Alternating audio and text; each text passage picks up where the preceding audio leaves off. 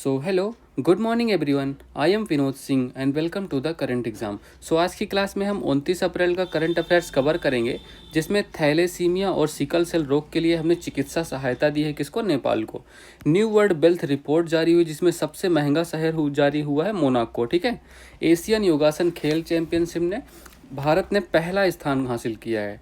दुर्लभ बुल्स आई गैलेक्सी की अभी खोज हुई है। मन की बात में पीएम मोदी जी ने सचेत ऐप के बारे में लॉन्च किया है। ठीक है।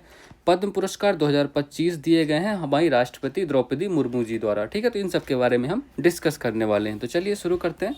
सो क्वेश्चन नंबर 1, हाल ही में भारत सरकार ने किस पड़ोसी देश को थैलेसीमिया और सिकल सेल रोग प्रबंधन के लिए $2 मिलियन की चिकित्सा सहायता भेजी है? देखो, तो अभी ये क्या हो गया, भारत ने किसको भेजा? तो इंडिया ने भेजा है। ठीक है। तो इंडिया ने कितना भेजा है? लगभग $2 मिलियन।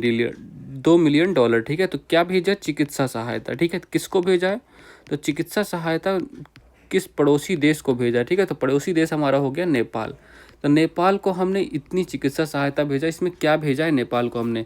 देखो, दवाइयाँ भेजी हैं और टीके, जो मतलब वैक्सीन वगैरह, ये सब हमने नेपाल को ट्रांसफ़र किया है। ठीक है। तो ये आपको ध्यान रखना है। किस चीज़ के लिए? देखो, 2 बीमारियां हैं आपके लिए। थैलेसीमिया, दोनों के बारे में लिख लो। थैलेसीमिया बहुत ही इम्पॉर्टेंट है एग्ज़ाम की दृष्टि से।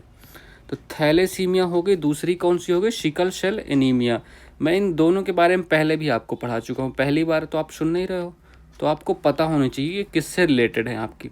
तो दोनों की दोनों बीमारियाँ, ये दोनों की आपको ब्लड डिसऑर्डर, मतलब रक्त विकार से संबंधित है, मतलब ठीक है। तो रक्त विकार या ब्लड डिसऑर्डर से संबंधित है, तो अब ये आपको ध्यान रखना है। तो थैलेसीमिया रोग में क्या होता है? थैलेसीमिया रोग में क्या होता है? जो आपकी आरबीसी होती, लाल रक्त कणिकाएं होती, ये नष्ट हो जाती हैं। ठीक है। तो ये नष्ट हो जाती हैं, इनको क्षति पहुंचती हैं, इसीलिए इसको हम एनीमिया रोग भी, एनीमिया के नाम से भी जानते हैं। ठीक है। तो ये भी आप समझ सकते हो। और सिकल सेल एनीमिया में क्या होता है? देखो, जो आपकी स्वस्थ जो आरबीसी होती है, स्वस्थ आरबीसी कैसी होती है? राउंड, गोलाकार होती है। बट जब सिकल सेल एनीमिया होता है, ये आपका सी आकार की या हंसिया के आकार का हो जाता है। तो ये विकार उत्पन्न हो जाता है आरबीसी में, लाल रक्त कणिकाओं में। ठीक है। तो ये आपको ध्यान रखना है सिकल सेल एनीमिया और थैलेसीमिया के बारे में। ठीक है। अच्छा, लाल रक्त कणिकाओं के बारे में आप कुछ जानते हो? इनको और किस नाम से हम जानते हैं? तो लाल रक्त कणिकाओं का और क्या नाम है? इनका नाम है एरिथ्रोसाइट, है ना। तो ये आपको पता है, इरिथ्रोसाइट। तो इरिथ्रोसाइट, ये आप एग्जाम में पूछा गया था ये क्वेश्चन, तो ये आपको ध्यान रखना है। इनकी लाइफ लाइन कितनी होती है? तो 120 दिन तक ये जिंदा रहती है, 120 दिन के बाद ये खत्म हो जाती है। ठीक है। और इनमें केंद्रक नहीं होता। ठीक है। तो केंद्रक जो होता है, इनमें केंद्रक की अनुपस्थित होती है, लेकिन 2 अपवाद है, ऊंट और लामा। ठीक है। तो ऊंट और लामा, इन दोनों को अपवाद। देखो, ऊंट तो अपने देश में पाया जाता है, बट जो लामा है ये पेरू देश में रहने वाला है। ठीक है। तो इनमें केंद्रक पाया जाता है, तो ये आपको ध्यान रखना है। ठीक है। तो ये दोनों अपवाद है, तो ये आपको इतना पता होना चाहिए। अच्छा, ये बताओ, आरबीसी का कब्रिस्तान किसे कहते हैं? तो आरबीसी का कब्रिस्तान किसी को पता है? आरबीसी का कब्रिस्तान किसे कहते हैं? तो प्लीहा। ठीक है। तो आरबीसी का कब्रिस्तान प्लीहा, या इसी को हम स्प्लाइन के नाम से जानते हैं। ठीक है। प्लीहा या स्प्लाइन या तिल्ली के नाम से। ठीक है। तो इसको कहते हैं आरबीसी का कब्रिस्तान। ठीक है। तो ये आपको ध्यान रखना है। अच्छा, चलो नेपाल के बारे में कुछ चीज़ें जानते हैं। नेपाल की कैपिटल क्या है? तो कैपिटल क्या है? नेपाल की कैपिटल बताओ। कैपिटल आप लोग कमेंट करो, और करेंसी भी आप लोग कमेंट करो। ठीक है। नेपाल की कैपिटल और करेंसी दोनों आप लोग को कमेंट करना है। कितनी बार कराया है मैंने? बहुत बार बताया है। चलो, तो यहाँ ये हो गया। एक मैं विवाद कराता हूँ, लिपू लेक काला पानी। तो लिपू लेक काला पानी विवाद किसके साथ है? नेपाल का। तो ये हमारा भारत के साथ है, क्योंकि नेपाल कभी कभी आ जाता है चीन के, मतलब चीन के बहकाव में आके भारत के साथ ये पंगा लेता है। ठीक है। चलो, तो इतनी बातें आपको ध्यान रखनी है। तो ऑप्शन नंबर कौन सा करेक्ट है? Option number A. ठीक है। तो Nepal is the right answer. ठीक है। अच्छा, नेपाल कहाँ कहाँ से, कौन कौन से स्टेट से बाउंड्री बनाता है? तो ये भी तो आप कर सकते हो, कौन कौन से स्टेट से बाउंड्री बनाता है। ठीक है। तो बताओ भाई, कौन कौन से स्टेट से बाउंड्री बनाता है? तो लिखो। एक तो हो गया आपका उत्तराखंड, हो गया यूपी, हो गया उत्तराखंड, यूपी, बिहार हो गया। ठीक है। बिहार हो गया, वेस्ट बंगाल हो गया, एंड सिक्किम हो गया। ठीक है। तो इन 5 राज्यों से नेपाल आपका बाउंड्री बनाता है, तो ये भी आपको ध्यान रखना है। ठीक है। चलो, तो ये देखो, भारत की हेल्प है जो नेपाल जा रही है। हाल ही में विश्व बैंक के सहयोग से पेंशन पर पहला अंतर्राष्ट्रीय शोध सम्मेलन कहाँ हुआ था? देखो, ये हुआ था आपका न्यू दिल्ली में। ठीक है। तो न्यू दिल्ली में हुआ था ये पहला सम्मेलन। हाल ही में संयुक्त राष्ट्र महासभा ने अंतर्राष्ट्रीय आशा दिवस मनाने की घोषणा कब की थी? तो ये कब मनाया जाएगा? इस साल से स्टार्ट हुआ है, 12 जुलाई को हर साल अब मनाया जाएगा। वित्त वर्ष 2024-25 में देश में सर्वाधिक वास्तविक आर्थिक विकास 9.69% किसने हासिल किया? तो ये हासिल करने वाला कौन हो गया? तमिलनाडु राज्य। ठीक है। क्वेश्चन नंबर 2, हाल ही में हेनले एंड पार्टनर की न्यू वर्ल्ड वेल्थ रिपोर्ट के अनुसार दुनिया का सबसे महंगा शहर कौन सा है? देखो ये पहले तो कौन सी रिपोर्ट जारी हुई है? तो न्यू वर्ल्ड वेल्थ, ठीक है, तो न्यू वर्ल्ड वेल्थ रिपोर्ट जारी हुई है। ठीक है, तो ये आपको लिखना है न्यू वर्ल्ड वेल्थ रिपोर्ट। इसके बारे में पता है आपको? तो इसमें क्या बताया गया अभी हाल ही में कि मोस्ट एक्सपेंसिव सिटीज़ की बात की गई। ठीक है, जो मतलब सबसे महंगे शहर, मोस्ट एक्सपेंसिव, तो मोस्ट एक्सपेंसिव सिटीज़ कौन सी हैं वर्ल्ड में, तो इनके बारे में बात की गई इसमें। ठीक है, तो इसमें मतलब संपत्ति, मतलब किस शहर में जो संपत्ति है, तो संपत्ति की कीमत किस शहर में ज़्यादा है। ठीक है, तो संपत्ति की कीमत किस शहर में ज़्यादा, मतलब जो 1 स्क्वायर फीट होता है ना, आप जो लैंड लेते हो, ज़मीनें खरीदते हो, तो उसका रेट कहाँ सबसे ज़्यादा है, ये बताया गया है। तो अभी इसका चौथा संस्करण जारी हुआ है, 4th संस्करण। ठीक है, तो इस बार इसका 4th संस्करण जारी हुआ, तो ये भी आपको ध्यान रखना है। तो इसमें पहला स्थान किसको, मतलब सबसे महंगा शहर कौन सा है? मोनाको। ठीक है, तो मोनाको इस लिस्ट में टॉप पे आया है। यहाँ के 40% पॉपुलेशन, यहाँ के 40% लोग जो हैं, पॉपुलेशन है, सब करोड़पति हैं, सब करोड़पति हैं। ठीक है, तो मतलब समझ सकते हो कितना अमीर देश है ये। दूसरे नंबर पे कौन सा है? New York, the big Apple city है ना, अरे क्या लिख रहा हूँ। ठीक है, तो न्यूयॉर्क दूसरे नंबर पे कौन सा? न्यूयॉर्क शहर है।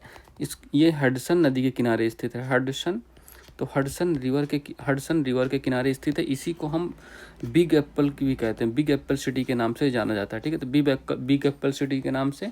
और यहीं पर हमारा यूएनओ को हेडक्वार्टर है, यूएनओ का हेडक्वार्टर भी न्यूयॉर्क में ही है, तो ये भी आपको ध्यान रखना है।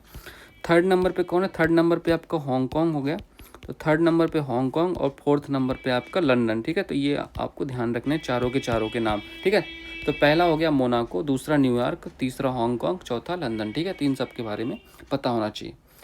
चलो, सो ऑप्शन नंबर कौन सा? Option number B correct answer है, मोनाको। ठीक है, चलो।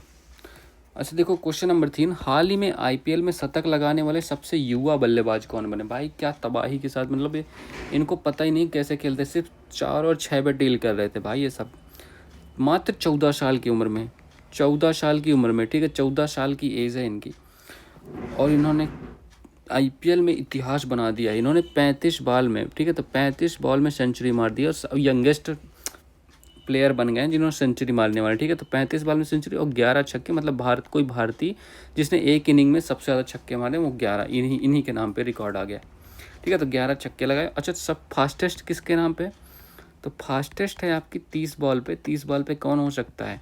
तो 6 मशीन क्रिस गेल। ठीक है, तो गेल साहब हैं फास्टेस्ट सेंचुरी बनाने वाले। बट 14 साल में सबसे यंगेस्ट कौन है? Vaibhav Suryavanshi, 14 makes history with 35 ball IPL century for Rajasthan Royals. ठीक है, तो इन्होंने राजस्थान रॉयल्स के क्या ताबड़तोड़ मैच खेला। और ये कहाँ से रहने वाले? ये बिहार के हैं। ठीक है, तो बिहार राज्य से इनका संबंध है, तो ये भी आपको ध्यान रखना है। चलो ठीक है, क्वेश्चन नंबर 4, और कुछ 14 साल की उम्र में आप क्या कर रहे हो? आप क्या कर रहे थे? अभी तो आपकी बहुत हो गई होगी। 14 साल की उम्र में आप सांप वाला गेम खेल रहे थे, है ना, वो जो मोबाइल पे आता है ना, कीपैड पे।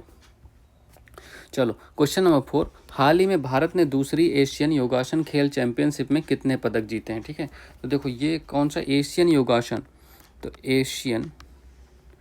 Asian yoga sports. ठीक है, तो एशियन योगा स्पोर्ट्स चैंपियनशिप, ये अभी इसका आयोजन हुआ है। अच्छा, ये इसका दूसरा संस्करण है, तो पहला वाला कहाँ हुआ था? तो एशियन स्पोर्ट्स चैंपियनशिप, ये अभी दूसरा संस्करण इसका आयोजन किया है। तो पहला जो हुआ था, पहला कहाँ हुआ था? अभी तो हाल ही में दूसरा आयोजन किया जा रहा है। ठीक है, दूसरा का आयोजन कहाँ हो रहा है? तो सेकेंड क्रम का आयोजन कहाँ हो रहा है? तो केडी जाधव खेल परिसर, ये कहाँ है? तो केडी जाधव खेल परिसर, ये आपका न्यू दिल्ली में है। ठीक है, तो भारत में स्थित है, ये भारत में इसका आयोजन हो रहा है, भारत का न्यू दिल्ली। ठीक है, चलो, पहला कहाँ हुआ था? तो पहला हुआ था 2022 में हुआ था इसका आयोजन बैंकॉक में, थाईलैंड में। ठीक है, तो बैंकॉक थाईलैंड में इसका आयोजन हुआ था। तो पहला भी आपको ध्यान रखना, ये नहीं भूलना। ठीक है, तो इसमें क्या हुआ? तो अभी इसमें भारत ने टोटल कितने पदक जीते? तो भारत में इतने टोटल 87 पदक जीते। ठीक है, 87 पदक जीते। और पहली बार होगा कि भारत ने इतने ज़्यादा गोल्ड जीते। इसमें से 83 गोल्ड मेडल। ठीक है, 83 gold plus 3 silver plus 1 bronze, ठीक है। तो इतने 83 गोल्ड मेडल जीते और भारत की रैंक क्या है, पहला स्थान आया भारत का, फर्स्ट रैंक लाया भारत ने, ठीक है। तो भारत का पहला स्थान आया इसमें, ठीक है।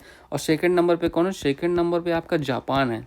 तो सेकंड नंबर पर जापान का नाम भी आपको ध्यान रखना है, ठीक है। चलो ये बात आपको, तो कितने हैं भारत के 87 पदक, तो option number B correct answer है, ठीक है। ये आपको इतना ध्यान रखना है। अच्छा एक और अभी प्रतियोगिता हुई थी, मैं इसको भी, रुक जाओ यहीं पर लिख देता हूँ, वेट करो, ठीक है।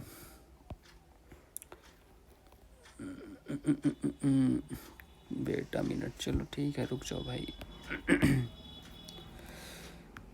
अरे यार क्या हो रहा है, ठीक है चलो फिर आ जाओ। तो एक और प्रतियोगिता हुई थी, उसको भी मैं यहीं पर लिख देता हूँ। तो 17 नंबर का, 7वें नंबर का वर्ल्ड TCS वर्ल्ड 10K, इसका आयोजन हुआ है 17वें नंबर का, ठीक है। ये कहाँ हुआ, बेंगलोर में, और ये किस लिए हो, एथलेटिक्स की प्रतियोगिता थी, ठीक है। एथलेटिक्स की, तो एथलेटिक्स की प्रतियोगिता थी। इसमें विनर कौन हो गया, मेल और फीमेल दोनों कैटेगरी में विनर हो गया है युगांडा, ठीक है। तो युगांडा से यहाँ का विनर हो गया, ठीक है। तो ये आपको ध्यान रखना है, ठीक है। चलो अच्छा योग दिवस कब होता है, योगा डे कब होता है, योगा डे, तो योगा डे, तो योगा डे कब होता है, तो 21 जून को हर साल योगा डे मनाता है। इसकी शुरुआत कब से हुई थी, शुरुआत हुई थी इसकी 2015 से, 2015 से इसकी शुरुआत हुई थी। इस बार इसका 11वां संस्करण मनाया जाएगा। और इसकी थीम क्या है, थीम मैंने हर क्लास में बताता हूँ लगभग, yoga for 1 earth and 1 health, है ना, ये इसकी थीम होने वाली है, ठीक है। इसकी थीम, चलो मैंने तो बता ही दिया, अब क्या ये होमवर्क देना चाहिए था तुम लोग। चलो आ जाओ, क्वेश्चन नंबर 5 करते हैं। देखो अभी इसमें क्या हुआ, हाल ही में शाहिद राजाई बंदरगाह पर घातक विस्फोट के बाद किसने राष्ट्रीय शोक की घोषणा की है। शाहिद राजाई बंदरगाह ये कहाँ का है, ये आपका ईरान का बंदरगाह है, ये आप न्यूज़ देख सकते हो। तो Iran minister blames negligence for port blast that killed 70, लगभग 70 लोगों की मृत्यु हो गई। ये ईरान में कौन सा बंदरगाह है, शाहिद, तो ईरान के शाहिद राजाई। और ये विस्फोट हुआ कैसे, तो शाहिद राजाई बंदरगाह, ईरान के कुछ नेता कहते हैं कि ये इजराइल का काम है ना, तो पता नहीं क्या ही है। तो इसमें जो विस्फोट हुआ है सॉलिड फ्यूल में, जो रॉकेट में यूज होता है, सॉलिड फ्यूल में विस्फोट हुआ है, ठीक है। सॉलिड फ्यूल में विस्फोट हुआ है, जो जिसकी क्षमता इतनी दूर तक था, इतना बड़ा विस्फोट था कि 50 किलोमीटर दूर तक इसको, मतलब इसका प्रभाव था, 50 किलोमीटर दूर तक इसका प्रभाव था इस विस्फोट का, ठीक है। तो ये आपको ध्यान रखना है। तो अभी इसी घटना के कारण 28 अप्रैल को, ठीक है, तो 28 अप्रैल को यहाँ के प्रेसिडेंट कौन है ईरान के, तो मसूद पेजेशिकियन, ठीक है। तो मसूद पेजेशेकियन यहाँ के प्रेसिडेंट हैं। तो इन्होंने राष्ट्रीय शोक दिवस के रूप में घोषणा कर दी, ठीक है। तो राष्ट्रीय शोक दिवस, तो ये आपको ध्यान रखना है, तो राष्ट्रीय शोक दिवस, इस वजह से ये चर्चा में था। अच्छा भारत ने ईरान में कौन सा पोर्ट बनाया, तो भारत ने भी ईरान में एक पोर्ट बनाया, क्या नाम है उसका, चाबहार। तो चाबहार पोर्ट भारत ने ईरान में बनाया है, ठीक है। तो ये भारत द्वारा बनाया गया, तो ये भी आपको ध्यान रखना है। तो ईरान के बारे में ये शाहिद रजाई बंदरगाह जो आपकी न्यूज़ में था, तो ये ईरान में है, ये आपको ध्यान रखना है, ठीक है। ये आप विस्फोट देख सकते हो कितना खतरनाक लग रहा है, धुआं ही धुआं हो गया। क्वेश्चन नंबर 6 पे आते हैं।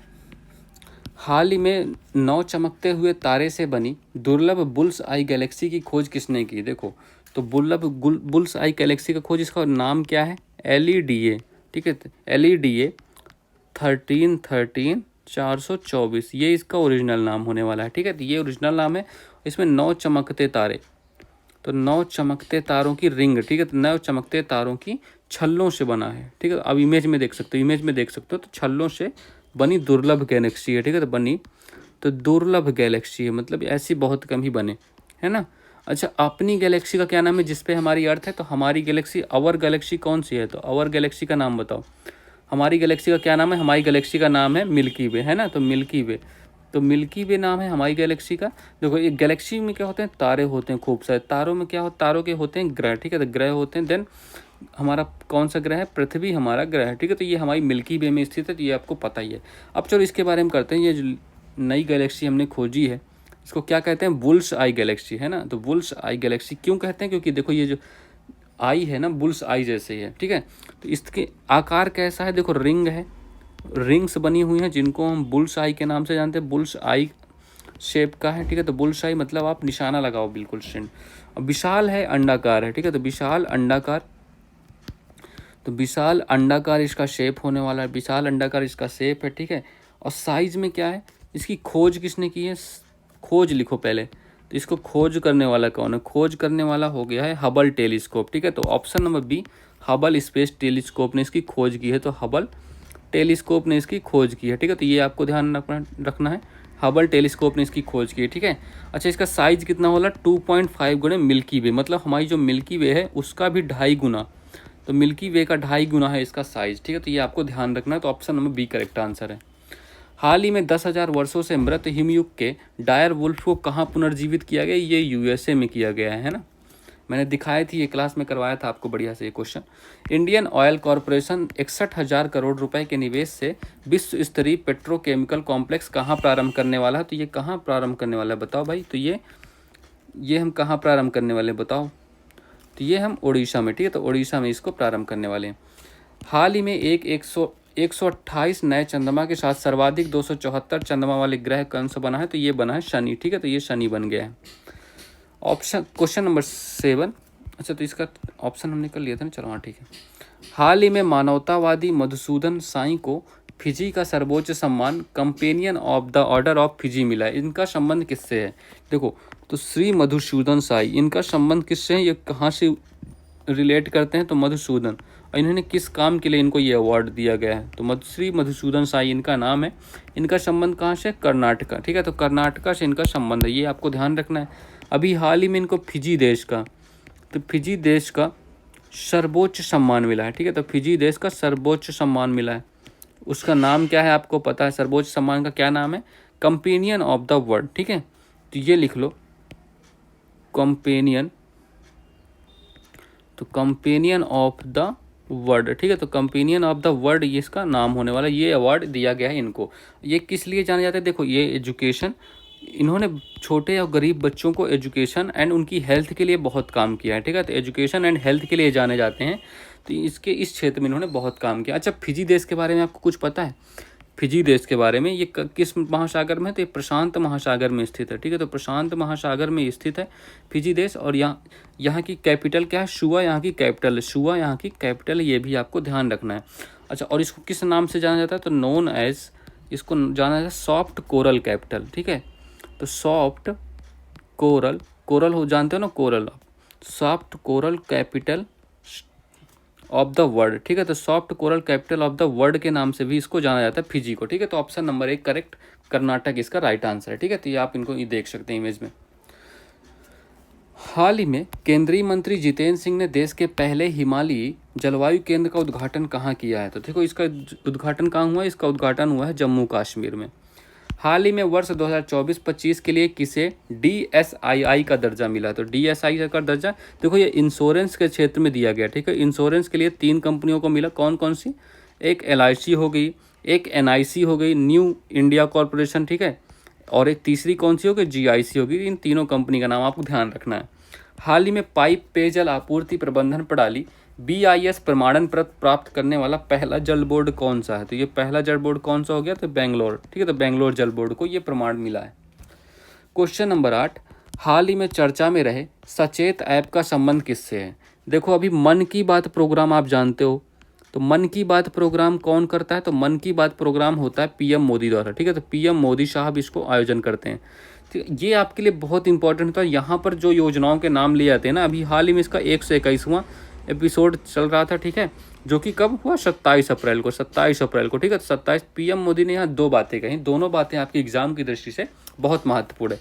पहला तो हो गया आपका सचेत ऐप, ठीक है। तो सचेत ऐप के बारे में ये क्या है, किसने बनाया था इसको बनाने वाला कौन है, बनाने वाला है राष्ट्रीय आपदा प्रबंधन।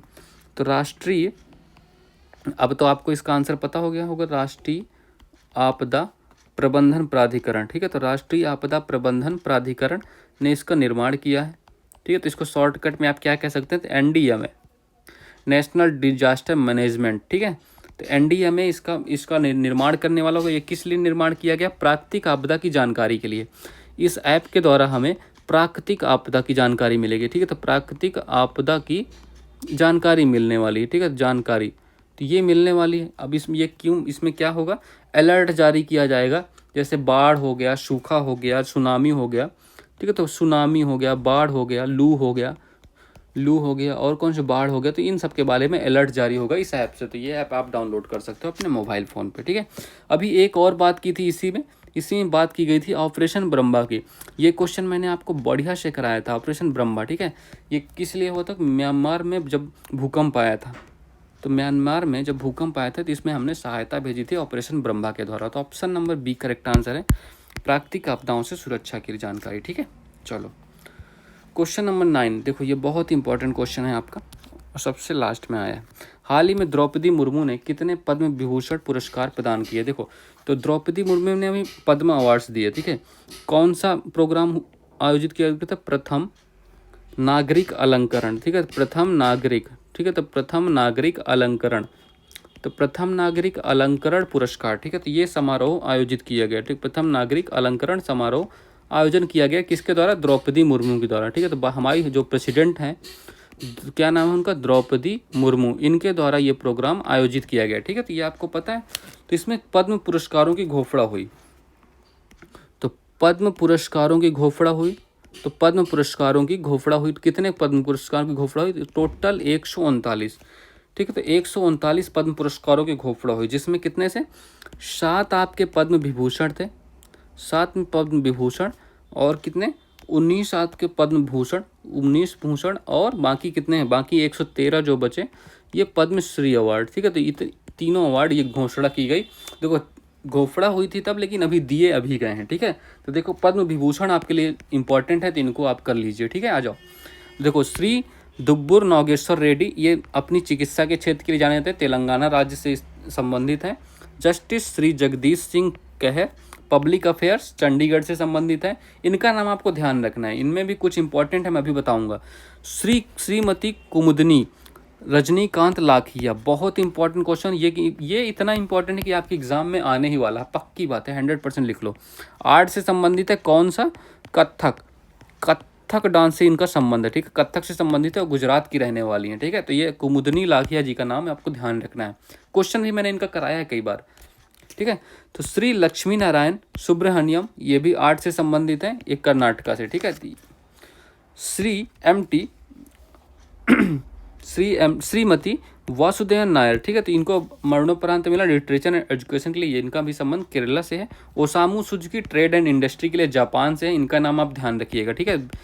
एकमात्र विदेशी हैं जिनको पद्म विभूषण दिया गया, तो Shri Osamu Suzuki trade and industry के लिए जापान से।